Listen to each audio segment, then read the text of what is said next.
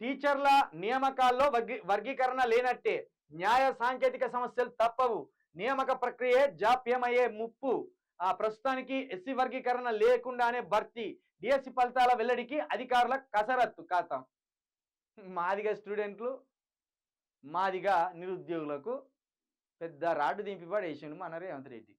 ఢిల్లీలో supreme court case కొట్టేయగానే A B C D వర్గీకరణ జరగవలసిందనే తీర్పు ఇవ్వగానే రేవంత్ రెడ్డి ఇట్లా గజం పొడుగు దునికి ఎగిరి అవసరమైతే ఈ నియామకాల్లోనే ఎస్సీ వర్గీకరణ అంశాన్ని మేము పొందుపరుస్తాం అనగానే ఇక్కడ మాదిగ యువత కూడా మాదిగ నిరుద్యోగులు కూడా స్వీట్లు పంచుడు, అవి పంచుడు.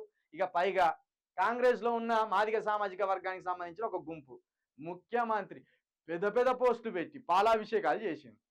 ఇప్పుడు 11,000 పోస్టులు తోటి డిఎస్సి వేసిండు కదా, ఆ రిజల్ట్ త్వరలో రానుంది కదా. మరి ఆ రిజల్ట్లో ఈ ఎస్సీ వర్గీకరణ లేనట్టే అనేది ఈ వార్త. ఇది అన్యాయమే, ఇది అన్యాయమే. మరి నువ్వు అసెంబ్లీ సాక్షిగా ఎందుకు చెప్పినావు ముఖ్యమంత్రి గారు?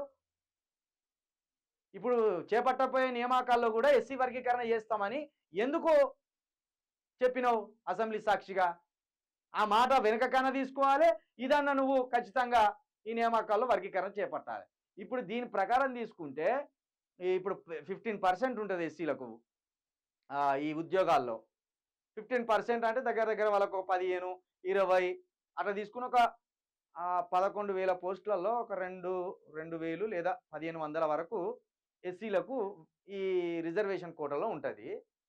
ఆ 1,500లో ఒక 700 పోస్టులు ప్రత్యేకంగా మాదిగోళ్ళకి వచ్చేటి. అవి 1,500లో మెజారిటీ అంటే ఓ విధంగా తీసుకుంటే 1000 మంది టీచర్లు అవుతారు మాదిగోళ్ళు. ఇప్పుడు ఆ అవకాశం కోల్పోయినట్టే. ఎందుకంటే ఇక్కడ రేషియో ప్రకారం తీసుకుంటే మాదిగలు 100లో 70-80% మంది మాదిగలు ఉంటారు, 20% మంది మాలలు ఉంటారు. 100లో 70 పోయిన ఇంకో 10 ఈ ఉపకులాలు ఉంటాయి, 20% మంది మాలలు ఉంటారు. అంటే దాని ప్రకారం చూడు 1000, 1,500, 2,000 పోస్టుల్లో ఎక్కువ పోస్టులు మాదిగ వాళ్ళకి దక్కేటి.